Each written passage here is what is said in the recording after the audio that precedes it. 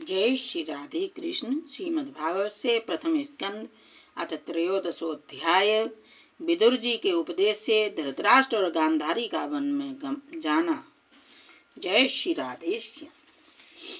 सूत जी कहते, विदुर जी तीर्थ यात्रा में महर्षि मैत्रेय से आत्मा का ज्ञान प्राप्त करके हस्तिनापुर लौट आए।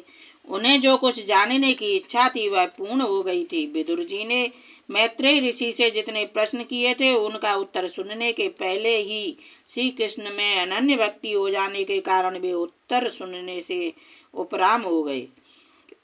सौनक जी अपने चाचा विदुर जी को आया देख धर्मराज युधिष्ठिर, उनके चारों भाई धृतराष्ट्र, युत्स, संजय, कृपाचार्य, कुंती, गांधारी, द्रौपदी, सुभद्रा, उत्तरा, कृपी तथा पांडव परिवार के अन्य सभी नरनारी और अपने पुत्रों सहित दूसरी स्त्रियां सबके सब बड़ी प्रसन्नता से मानो मृत शरीर में प्राण आ गया हो ऐसा अनुभव करते हुए उनकी अगवानी के लिए सामने गए। यथा योग्य आलिंगन और प्रणामादि के द्वारा सब उनसे मिले और विरह जनित उत्कंठा से कातर होकर सबने प्रेम के आंसू बहाए। युधिष्ठिर ने आसन पर बैठाकर उनका यथोचित सत्कार किया। जब वे भोजन एवं विश्राम करके सुख पूर्वक आसन पर बैठे थे तब युधिष्ठिर ने विनय से झुककर सबके सामने ही उनसे कहा। युधिष्ठिर ने कहा, चाचा जी, जैसे पक्षी अपने अंडों को पंखों की छाया के नीचे रखकर उन्हें सेते और बढ़ाते हैं, वैसे ही आपने अत्यंत वात्सल्य से अपने कर कमलों की छत्र छाया में हम लोगों को पाला पोसा है। बार बार आपने हमें और हमारी माता को विषदान और लाक्षागृह के दाह आदि विपत्तियों से बचाया है। क्या आप कभी हम लोगों की भी याद करते रहे हैं? आपने पृथ्वी पर विचरण करते समय किस वृत्ति से जीवन निर्वाह किया? आपने पृथ्वी तल पर किन किन तीर्थों और मुख्य क्षेत्रों का सेवन किया? प्रभु, आप जैसे भगवान के प्यारे भक्त स्वयं ही तीर्थ स्वरूप होते हैं। आप लोग अपने हृदय में विराजमान भगवान के द्वारा तीर्थों को भी महातीर्थ बनाते हुए विचरण करते हैं। चाचा जी, आप तीर्थ यात्रा करते हुए द्वारका भी अवश्य ही गए होंगे। वहाँ हमारे सुहृद एवं भाई बंधु यादव लोग, जिनके एकमात्र आराध्य देव श्री कृष्ण ही हैं, अपनी नगरी में सुख से तो है ना? आपने यदि जाकर देखा नहीं होगा तो सुना तो अवश्य ही होगा। युधिष्ठिर के इस प्रकार पूछने पर विदुर जी ने तीर्थों और यदुवंशियों के संबंध में जो कुछ देखा, सुना और अनुभव किया था सब क्रम से बतला दिया।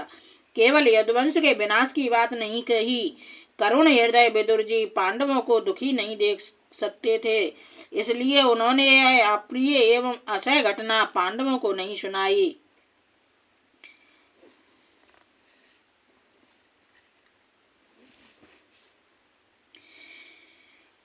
पांडवों को, क्योंकि वह तो स्वयं ही प्रकट होने वाली थी। पांडव विदुर जी का देवता के समान सेवा सत्कार करते थे। वे कुछ दिनों तक अपने बड़े भाई धृतराष्ट्र की कल्याण कामना से सब लोगों को प्रसन्न करते हुए सुखपूर्वक हस्तिनापुर में ही रहे। विदुर जी तो साक्षात धर्मराज थे। मांडव ऋषि के शाप से ये 100 वर्ष के लिए शूद्र बन गए थे। इतने दिनों तक यमराज के पद पर आर्यमा थे और वही पापियों को उचित दंड देते थे। राज्य प्राप्त हो जाने पर अपने लोकपालों सरीखे भाइयों के साथ राजा युधिष्ठिर वंशधर परीक्षित को देखकर अपनी अतुल संपत्ति से आनंदित रहने लगे। इस प्रकार पांडव गृहस्थ के काम धंधों में रम गए और उन्हीं के पीछे एक प्रकार से यह बात भूल गए कि अनजान में ही हमारा जीवन मृत्यु की ओर जा रहा है। अब देखते देखते उनके सामने वह समय आ पहुंचा जिसे कोई टाल नहीं सकता। परंतु विदुर जी ने काल की गति जानकर अपने बड़े भाई धृतराष्ट्र से कहा, महाराज देखिए, अब बड़ा भयंकर समय आ गया है। झटपट यहाँ से निकल चलिए। हम सब लोगों के सिर पर वह सर्वसमर्थ काल मंडराने लगा है जिसके टालने का कहीं भी कोई उपाय नहीं है। काल के वशीभूत होकर जीवन का अपने प्रियतम प्राणों से भी बात की बात में वियोग हो जाता है, फिर धन जन आदि दूसरी वस्तुओं की तो बात ही क्या है। आपके चाचा, ताऊ, भाई, सगे संबंधी और पुत्र सभी मारे गए। आपकी उम्र भी ढल चुकी, शरीर बुढ़ापे का शिकार हो गया। आप पराए घर में पड़े हुए हैं। ओह, इस प्राणी को जीवित रहने की कितनी प्रबल इच्छा होती है। इसी के कारण तो आप भीम का दिया हुआ टुकड़ा खाकर कुत्ते का सा जीवन बिता रहे हैं, जिनको आपने आग में जलाने की चेष्टा की, विष देकर मार डालना चाहा, भरी सभा में जिनकी विवाहिता पत्नी को अपमानित किया, जिनकी भूमि और धन छीन लिए, उन्हीं के अन्न से पले हुए प्राणों को रखने में क्या गौरव है। आपके अज्ञान की हद हो गई कि अब भी आप जीना चाहते हैं, परंतु आपके चाहने से क्या होगा। पुराने वस्त्र की तरह बुढ़ापे से गला हुआ आपका शरीर आपके न चाहने पर भी क्षीण हुआ जा रहा है। अब इस शरीर से आपका कोई स्वार्थ सधने वाला नहीं है। इसमें फंसिए मत, इसकी ममता का बंधन काट डालिए। जो संसार के संबंधियों से अलग रहकर उनके अनजान में अपने शरीर का त्याग करता है, वही धीर कहा गया है। चाहे अपनी समझ से हो या दूसरे के समझाने से। जो इस संसार को दुख रूप समझकर इससे विरक्त हो जाता है और अपने अंतःकरण को बस में करके हृदय में भगवान को धारण कर संन्यास के लिए घर से निकल पड़ता है, वही उत्तम मनुष्य है। इसके आगे जो समय आने वाला है वह प्रायः मनुष्यों के गुणों को घटाने वाला होगा। इसलिए आप अपने कुटुंबियों से छिपकर उत्तराखंड में चले जाइए। जब छोटे भाई विदुर ने अंधे राजा धृतराष्ट्र को इस प्रकार समझाया, तब उनकी प्रज्ञा के नेत्र खुल गए। वे भाई बंधुओं के सुदृढ़ स्नेह पासों को काटकर अपने छोटे भाई विदुर के दिखलाए हुए मार्ग से निकल पड़े। जब परम पतिव्रता सुबल नंदिनी गांधारी ने देखा कि मेरे पतिदेव तो उस हिमालय की यात्रा कर रहे हैं जो सन्यासियों को वैसा ही सुख देता है जैसा वीर पुरुषों को लड़ाई के मैदान में अपने शत्रु के द्वारा किए हुए न्यायोचित प्रहार से होता है, तब वे भी उनके पीछे पीछे चल पड़ी। अजात शत्रु युधिष्ठिर ने प्रातः काल संध्या वंदन तथा अग्निहोत्र करके ब्राह्मणों को नमस्कार किया और उन्हें तिल गौ भूमि और सुवर्ण का दान दिया। इसके बाद जब वे गुरुजनों की चरण वंदना के लिए राजमहल में गए, तब उन्हें धृतराष्ट्र, विदुर तथा गांधारी के दर्शन नहीं हुए। युधिष्ठिर ने उद्गिन चित्त होकर वहीं बैठे हुए संजय से पूछा, संजय, मेरे वे वृद्ध और नेत्रहीन पिता धृतराष्ट्र कहाँ हैं? पुत्र शोक से पीड़ित दुखिया माता गांधारी और मेरे परम हितैषी चाचा विदुर जी कहाँ चले गए? ताऊ जी अपने पुत्रों और बंधु बांधवों के मारे जाने से दुखी थे। मैं बड़ा मंदबुद्धि हूँ। कहीं मुझसे किसी अपराध की आशंका करके वे माता गांधारी सहित गंगा जी में तो नहीं कूद पड़े। जब हमारे पिता पांडु की मृत्यु हो गई थी और हम लोग नन्हे नन्हे बच्चे थे, तब इन्हीं दोनों चाचाओं ने बड़े बड़े दुखों से हमें बचाया था। वे हम पर बड़ा ही प्रेम रखते थे। हाय वे यहाँ से कहाँ चले गए? सूत जी कहते हैं, संजय अपने स्वामी धृतराष्ट्र को न पाकर कृपा और स्नेह की विकलता से अत्यंत पीड़ित और विरहातुर हो रहे थे। वे युधिष्ठिर को कुछ उत्तर न दे सके।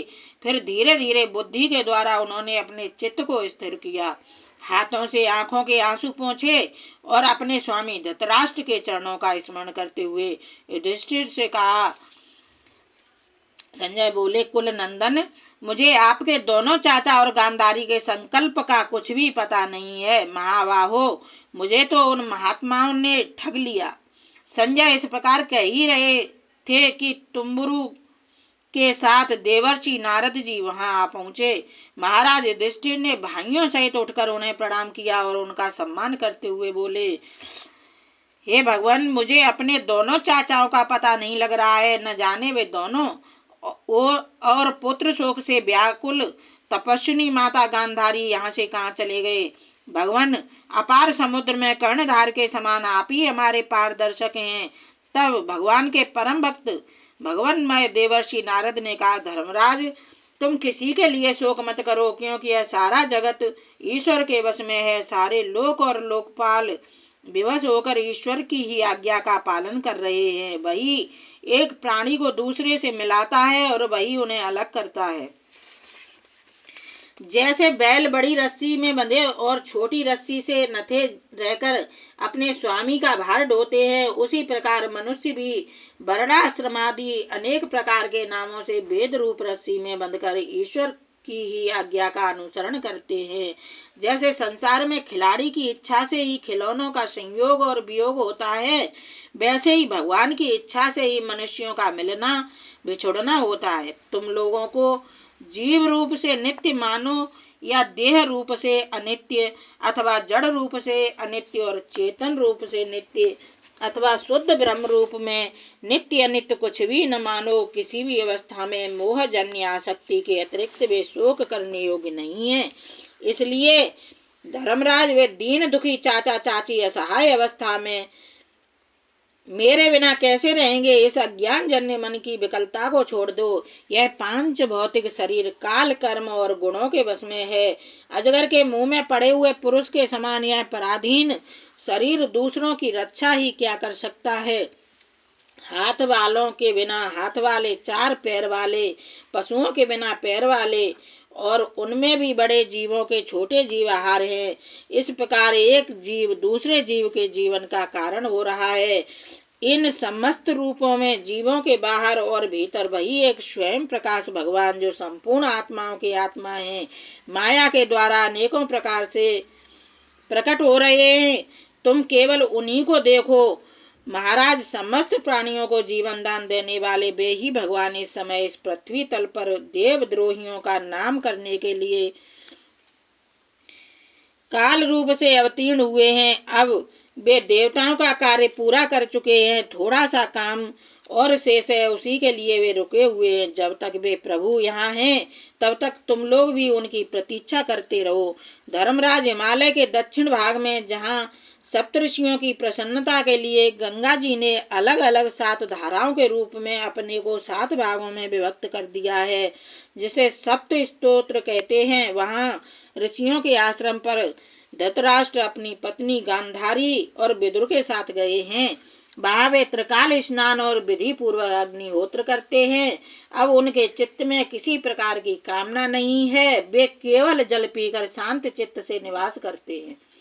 आसन जीतकर प्राणों को वश में करके उन्होंने अपनी 6 इंद्रियों को विषयों से लौटा लिया है। भगवान की धारणा से उनके तमोगुण, रजोगुण और सत्वगुण के मल नष्ट हो चुके हैं। उन्होंने अहंकार को बुद्धि के साथ जोड़कर और उसे क्षेत्रज्ञ आत्मा में लीन करके उसे भी महाकाश में घटाकाश के समान सर्वाधिष्ठान ब्रह्म में एक कर दिया है।